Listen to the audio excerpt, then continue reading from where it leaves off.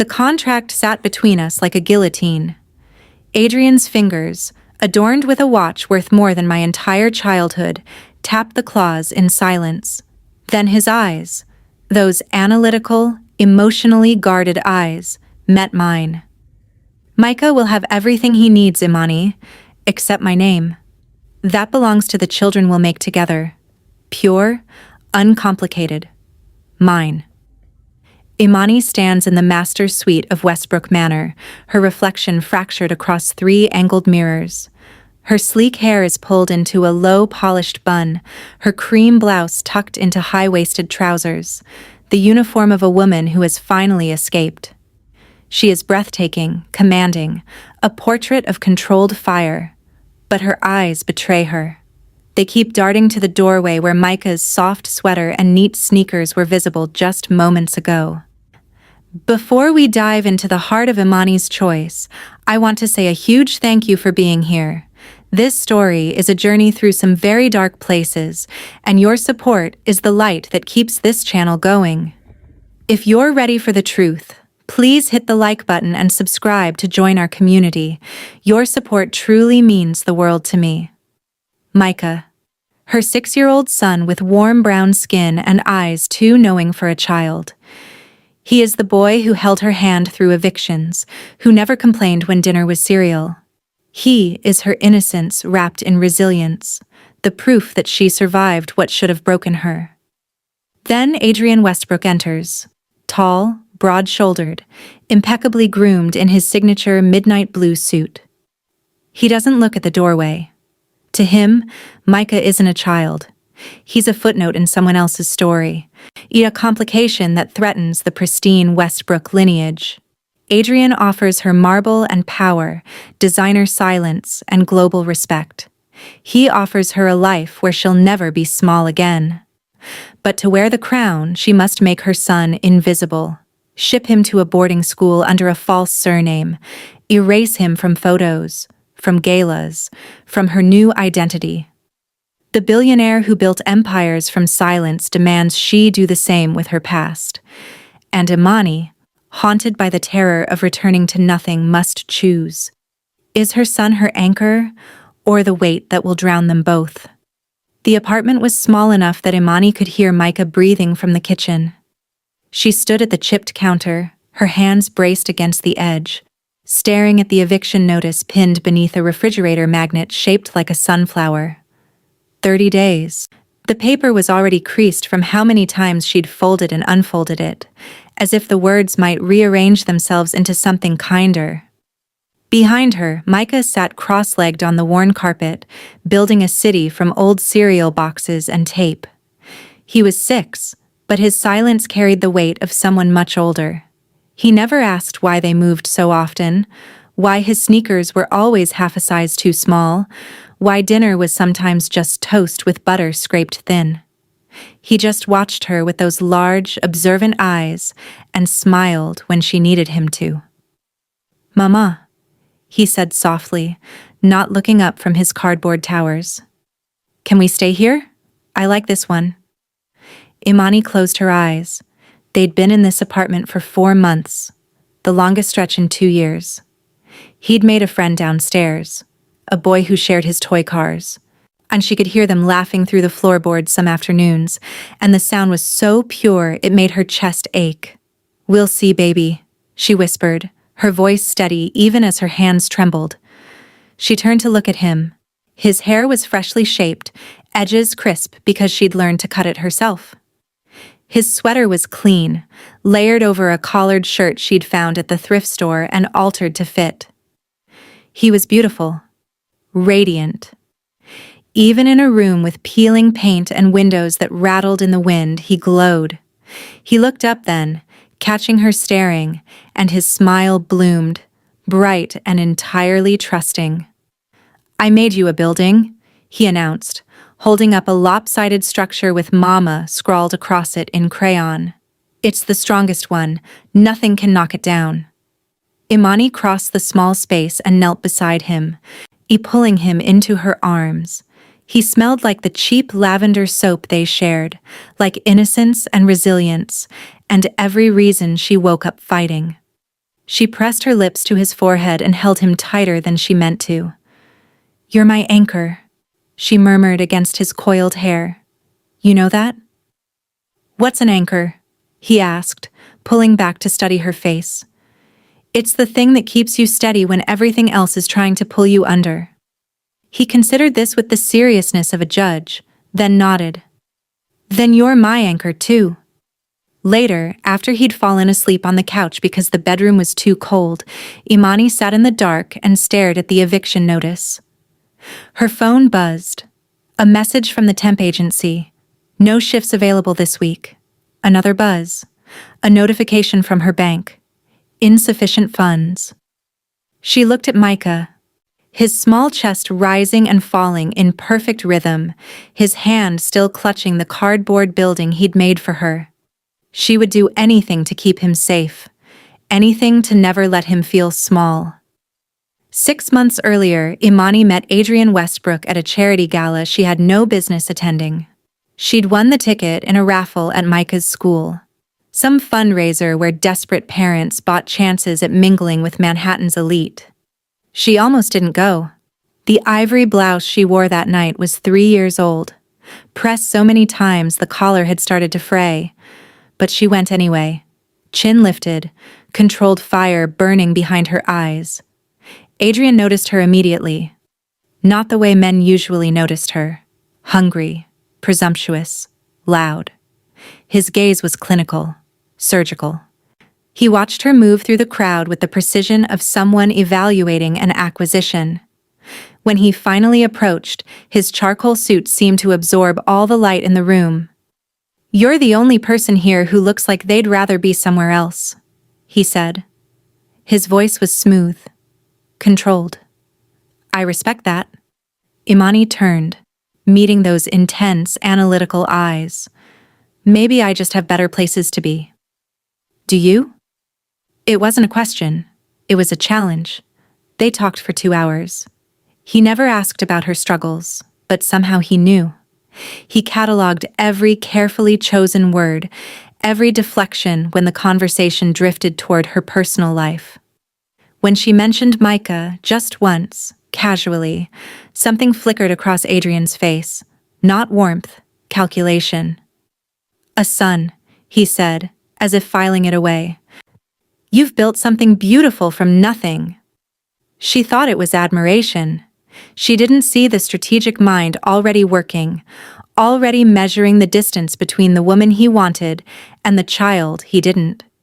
Adrian Westbrook had built empires from silence, and he was already planning which parts of Imani's life would need to be erased. By the time he asked for her number, the blueprint was complete, even if it meant becoming someone she didn't recognize. Adrian's gifts arrived in unmarked black boxes lined with silk. A cashmere coat for Imani, Italian leather shoes, a platinum card with no limit, slipped across the breakfast table like a promise. "You deserve beautiful things," he said, his voice smooth as the cognac he poured each evening. His eyes never left her face when he spoke, as if Micah, sitting 3 feet away with his coloring book, existed in another dimension entirely. The apartment transformed overnight. Gone were the mismatched dishes and second-hand furniture. In their place, minimalist art, a cream suede sofa, Egyptian cotton sheets that felt like water against skin. Imani touched each surface with trembling fingers, remembering the eviction notices, the nights she'd chosen between groceries and electricity. "Mama, why doesn't Mr. Adrian look at me?" Micah asked one evening, his large eyes following Adrian's calculated movements through the kitchen. "He's just busy, baby. Important men think about big things." But Micah was 6, not stupid. He noticed how Adrian's gaze would slide past him like oil on water, how conversations stopped mid-sentence when he entered a room, how his mother's smile grew brighter and more brittle with each passing day, her controlled fire burning in a new, desperate direction. Adrian never raised his voice, never frowned.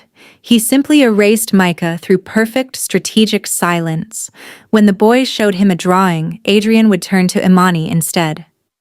Dinner reservations at 8, the blue dress. The heavy silence pressed against Micah's small chest like a hand. He began to make himself smaller, eating quietly, playing in corners, asking fewer questions. He was learning the first brutal lesson of the golden cage.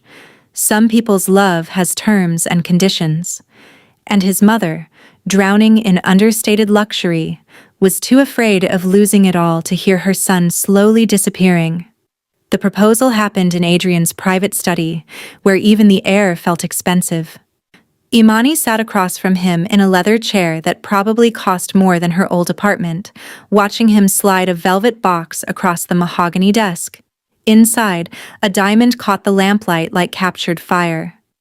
"You're extraordinary, Imani," Adrian said, his voice smooth as aged whiskey. "You've rebuilt yourself from nothing. That takes a particular kind of strength I respect." She should have heard the word lurking beneath respect. Should have noticed how his intense, analytical eyes never quite warmed when he looked at her. "I want to build something with you," he continued, leaning back in his chair with the casual confidence of a man who'd never been denied. "An empire, a legacy, the kind of partnership that reshapes industries." Imani's heart hammered. This was it. Everything she'd survived for. The answer to every humiliating eviction notice, every night she'd cried after Micah fell asleep. But empires require clarity. Adrian's fingers steepled beneath his chin. Clean lines. No, complications from previous chapters. The room suddenly felt colder. "Micah is a beautiful child," he said, and the clinical distance in his tone made her stomach drop. "He deserves the best education, the best opportunities. I've already researched boarding schools in Switzerland. He'll have everything he needs." "Boarding school?" Imani's voice barely escaped her throat. "He'll thrive there, and you'll be free to become who you were meant to be, Mrs. Westbrook. But that name, that legacy, it's reserved for our children, the ones we'll create together." He slid a second document across the desk, a contract. "Micah will be provided for generously, but he cannot be part of the Westbrook public image. He cannot carry the name." The diamond ring glittered between them like a beautiful trap. "So what will it be, Imani? The past or the future?" Zara arrived unannounced, the way she always did when she sensed something wrong. She found Imani in the West Wing library, surrounded by fabric swatches for the nursery, the one Adrian had already commissioned for the real Westbrook heir. "He's 6 years old, Imani." Zara's voice was soft, careful. "Where is he right now?" "With the nanny, upstairs." Imani didn't look up from the ivory silk samples. "He's fine." "When was the last time you tucked him in?" The question landed like a slap. Imani's fingers stilled on the fabric, her jaw tightening with that controlled restraint she'd learned from Adrian. "You don't understand what it was like before. Choosing between electricity and his medicine. Watching him wear shoes 2 sizes too small because I couldn't afford." "So you're going to let him disappear?" Zara stepped closer, her eyes searching for the woman she used to know. "Micah is your anchor, Imani. He's the reason you survived all of that. You can't just..." "Anchor?" The word came out like venom. Imani stood, her cream blouse perfect, her posture regal, her eyes ablaze with something that looked like fire but burned cold. "Is that what you call the weight that nearly drowned me? You want to talk about anchors, Zara? You, who never had to choose between your child's dignity and a roach-infested apartment? Who never felt the shame of food stamps while other mothers paid cash? That's not fair." "Fair?" Imani's laugh was sharp, architectural. "I'm giving him a future. Adrian's schools, Adrian's connections. He'll have everything I couldn't give him. But you wouldn't understand that, would you? You'd rather I stay noble and poor, dragging him through my failure like some badge of martyrdom." Zara stared at her friend, this polished, defensive stranger, and saw it clearly. Imani wasn't saving Micah. She was burying him. The brochures arrived in ivory envelopes with gold embossing. Thornfield Academy, where excellence becomes legacy. Imani spread them across the dining table like evidence in her own trial, her fingers trembling against the glossy pages of manicured lawns and children in navy blazers who looked nothing like Micah. "It's the best school in the country," she said, her voice too bright, too rehearsed. Micah sat across from her, his warm brown skin catching the chandelier light. Those large, observant eyes fixed on her face with an intensity that made her lungs collapse. He was 6. He understood everything. "When do I come home?" he asked. "Holidays," she whispered. Then louder, forcing steel into her spine. "You'll have everything there, baby. Better teachers, better opportunities. You'll thank me when you're older." But she couldn't meet his gaze. Instead, she stood and smoothed her cream blouse, adjusting the minimal gold necklace at her throat. Armor disguised as elegance.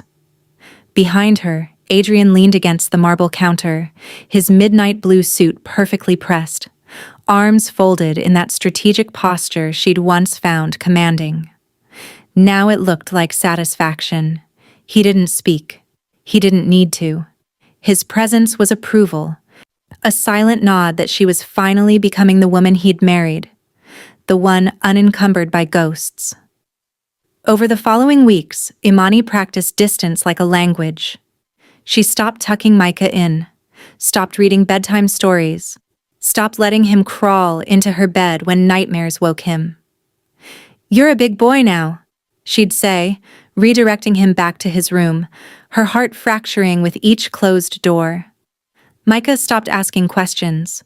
The brightness in his smile dimmed. His silence grew heavy, calculated, mirroring the man who refused to claim him. And Imani told herself it was preparation, education, love disguised as sacrifice. But late at night, alone in her master's suite, she knew the truth. She wasn't preparing her son for a better life. She was erasing him to secure her own. The black sedan idles in the circular driveway, engine purring like a predator. Micah stands beside it in his neat sweater and polished shoes, dressed like he's going somewhere important, not disappearing. His small suitcase sits at his feet, monogrammed with initials that aren't Westbrook. Imani kneels before him, her cream blouse already wrinkled from how tightly she'd held him earlier. She smooths his collar with trembling fingers, arranging fabric that doesn't need arranging. "It's the best school in Europe," she whispers, her voice fracturing. "You'll have everything. Music lessons, art classes, friends who—" The lie dies in her throat. Micah doesn't cry. That's what breaks her. He simply watches her with those large, observant eyes, the same eyes that saw her weep over eviction notices, that lit up when she managed to buy his favorite cereal. Now they carry a different kind of knowing, the kind that calculates betrayal. "Will you visit?" His voice is small, younger than 6 should sound. Behind her, Adrian stands with his arms folded across his charcoal suit, not defensive, strategic, waiting. The driveway lights cast his shadow long and cold across the marble. "Of course," Imani lies, because the contract forbids it for the first year. "Every holiday." Another lie. "You'll barely notice I'm gone." The driver opens the rear door. It yawns like a mouth. Micah climbs in without looking back, his small frame swallowed by leather seats designed for men who own continents. As the sedan begins to roll forward, his face appears in the rear window, pressed against glass, his breath fogging the barrier between them. Imani's hand lifts in a wave that feels like surrender. Adrian's hand settles on her shoulder, heavy with ownership. The car turns past the gate, and Micah's eyes, curious, observant, condemned, vanish into the dark. The penthouse smelled like imported jasmine and emptiness. Imani stood at the floor-to-ceiling windows, 43 stories above a city that now knew her name. Mrs. Adrian Westbrook. the woman in cream Valentino at charity galas, her wrist heavy with diamonds that caught every camera flash. She had the watches, the jewelry, the power Adrian promised when she signed away her son's surname. The house was silent. Behind her, Adrian's footsteps were deliberate, calculated. He crossed the marble floor, the same marble she once dreamed of, and placed a folder on the glass table. No greeting, no touch. They hadn't shared a bed in months, not since the complication of her inability to conceive became apparent. "I've scheduled you with a specialist in Switzerland," he said, his voice that polished blade she'd mistaken for passion. "If that fails, we'll explore surrogacy." The Westbrook line continues. "Imani, with or without your biology." She turned slowly, her reflection ghosting across the window. Controlled fire, they used to call her. Now she couldn't remember what burned. "And if I can't, then you'll remain decorative." His eyes, analytical and guarded, assessed her like quarterly earnings. "You wanted security. I'm providing it. But empires require heirs, not accessories." He left, his midnight blue suit disappearing into his study, where late-night calls to younger, fertile women were barely concealed. Imani's phone sat silent on the counter. No texts from Micah. He'd stopped trying after the 3rd year, after she missed his 10th birthday for a merger dinner, after the boarding school reports came back signed by strangers. She had the crown. The throne was ice. And somewhere, in a school whose name she'd forced herself to forget, her son's observant eyes had learned the same emotionally guarded stare that now watched her from across marble floors, the stare of someone who builds empires from silence and buries love beneath them. The private school's visiting room smells like furniture polish and regret. Imani sits in a leather chair that cost more than most people's cars, her hands folded in her lap like a penitent. She wears ivory. Always ivory now, the color of surrender dressed as elegance. Her jewelry is minimal but exquisite. Everything about her whispers wealth, except her eyes. Those still beg. The door opens. Micah enters at 15 and Imani's breath catches. He is tall now, lean, his warm brown skin glowing under the institutional lighting. His hair is cut low and precise, edges sharp. He wears a crisp white shirt and tailored slacks, the uniform of a boy being groomed for something. When he looks at her, his eyes are large and observant, just as they were when he was 6. But now they carry something else. Distance, calculation, a wall built from years of her absence. He doesn't run to her. He sits. "Hello, Mother." The word lands like a formality, not an endearment. Imani's throat tightens. "Micah, you look you've grown so much." That's what happens when years pass. His tone is even, controlled, strategic. She hears Adrian in every syllable and feels her stomach twist. She tries to smile, tries to bridge the chasm with small talk about his studies, his interests, his life. But Micah answers in clipped sentences, his posture rigid, his arms folded across his chest. Not defensive, calculated. He looks like a young man who learned early that emotions are liabilities, that love is a weapon people use against you. He looks like her. "I wanted to explain." Imani starts, her voice cracking. "Explain what?" Micah interrupts, and for the first time, something flickers behind those guarded eyes. Not warmth, contempt. "How you chose marble floors over me. How you sent me away so I wouldn't stain the Westbrook name. I'm not stupid, Mother. I was 6, not blind." The words are a blade, and Imani feels them cut deep.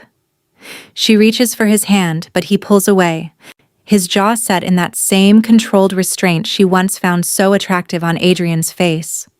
"You taught me everything I needed to know," Micah continues, his voice steady, emotionless. "That people are transactions, that love is conditional, that survival matters more than loyalty." He stands, straightening his shirt with precise movements. Thank you for the lesson. I won't forget it. He walks toward the door and Imani rises, desperate. Micah, please. He pauses, glances back. In that moment, she sees it clearly. The analytical, guarded eyes, the disciplined aura, the emotional armor. She built this. She sent away her warm, curious boy and created a stranger who wears coldness like inheritance. Goodbye, Mrs. Westbrook, he says. The door closes. Imani stands alone in the visiting room, surrounded by her understated luxury, her controlled fire finally extinguished. She chose the billionaire to protect her son from becoming nothing. Instead, she turned him into everything she feared. A man who built walls from silence, who saw love as weakness, who learned that people were obstacles or tools, never anchors. She became the monster, and her son became the mirror. In a world where Adrian Westbrook only values what he can buy, your likes and subscriptions are the one thing that is truly priceless to me. Thank you for supporting the channel.